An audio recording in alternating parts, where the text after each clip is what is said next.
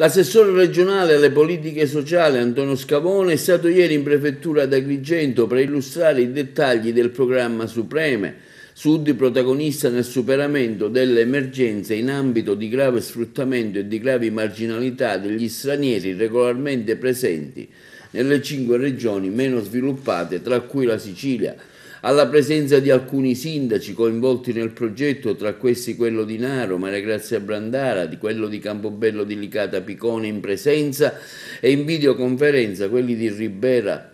Ruvolo, di Caltabellotta Cattaneo e del prefetto Maria Rita Cocciufa e dei maggiori rappresentanti delle forze dell'ordine. L'assessore Scavone ha spiegato le finalità dell'iniziativa mirata al contrasto del fenomeno del caporalato nei centri agricoli, dove è più alto il rischio dello sfruttamento dei lavoratori nei campi, previsti anche interventi nel settore sanitario con servizi dedicati ai lavoratori migranti e la possibilità di accedere al sistema informativo con l'accesso ai servizi territoriali per offrire delle soluzioni di trasporto e di mobilità al fine di migliorare l'autonomia dei lavoratori e contrastare il ruolo dei caporali. Il progetto Suprema, che è un progetto che viene condiviso dalle 5 regioni del Mezzogiorno, un progetto sostenuto dall'Europa e tra l'altro prevede una serie di interventi che cercano di rispettare, di trattare con correttezza il fenomeno della immigrazione per quanto riguarda gli immigrati regolari e il loro lavoro, in questo caso nelle campagne. Noi stiamo mettendo in campo un progetto che punta a ridurre, a eliminare possibilmente i fenomeni di caporalato, punta ad assistere anche questi immigrati irregolari che lavorano nelle nostre campagne e che spesso non hanno tutela nemmeno nei confronti del problema della salute, tutela legale, tutela amministrativa, non hanno possibilità di orientamento in quello che è la nostra società, con una serie di interventi che vanno a colpire i fenomeni che poi determinano questa condizione. Ad esempio l'arruolamento, noi sappiamo che questi immigrati vengono arruolati attraverso pulmini spesso sgangherati e pericolosissimi che li raccolgono nei rifornimenti di benzina o a margine delle campagne per portarli a lavorare in nero. Noi interveniamo con una serie di van, 9 posti, gestiti direttamente da noi in maniera tale che possiamo attraverso questo fenomeno, senza azioni di polizia che vogliono danneggiare nessuno, e però arruolare queste persone e orientarle correttamente. Una grande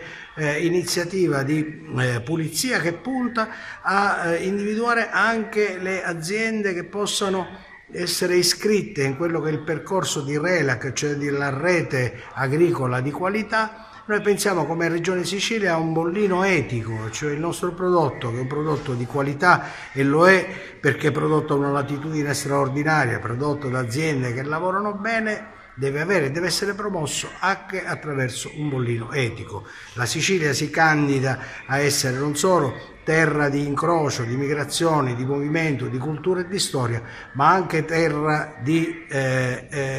correttezza, terra di legalità. È previsto anche un'assistenza sanitaria? È prevista l'assistenza sanitaria con strutture nelle quali ci sarà il medico, ci sarà lo psicologo, ci saranno i mediatori culturali, ci saranno tutte quelle figure che oltre a dare assistenza sanitaria possono dare anche equilibrio psicologico, ovviamente, e sostegno di inserimento inclusivo agli immigrati. Si tratta di un progetto che è stato illustrato dall'assessore regionale Scavone, l'assessore alla famiglia, alle politiche sociali e del lavoro, che costituisce un primo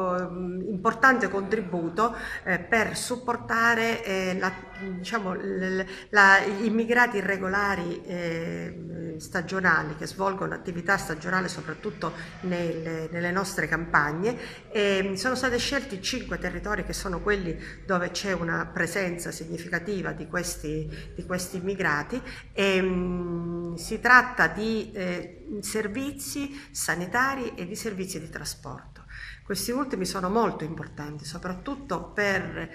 cercare di contenere, di contrastare adeguatamente il fenomeno del caporalato. Siamo stati individuati dall'assessorato regionale, di questo li ringraziamo,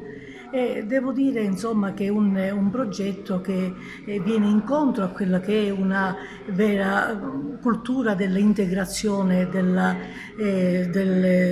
dell'amico, del fratello extracomunitario che viene regolare, che viene a lavorare nei nostri territori. Ecco, come dicevo anche prima, è un problema culturale essenzialmente, perché noi, da cattolica, non posso non essere favorevolissima al discorso dell'accoglienza, un'accoglienza che va fatta con i fatti sul campo e non solo con i titoloni e i paroloni, né in un senso né nell'altro. Ci sono delle persone che sfidano tutto per venire, per fuggire dalle loro terre, per venire da noi, ma io mi riferisco, come si riferisce il progetto, ai regolari. È giusto che trovino la stessa accoglienza che viene riservata ai nostri concittadini. Del resto hanno pensato bene con questo progetto di individuare dei minivan per poterli trasportare nelle campagne, ma mettere anche a disposizione un'equipe formata da un medico, da uno psicologo, da un operatore legale, da un mediatore culturale,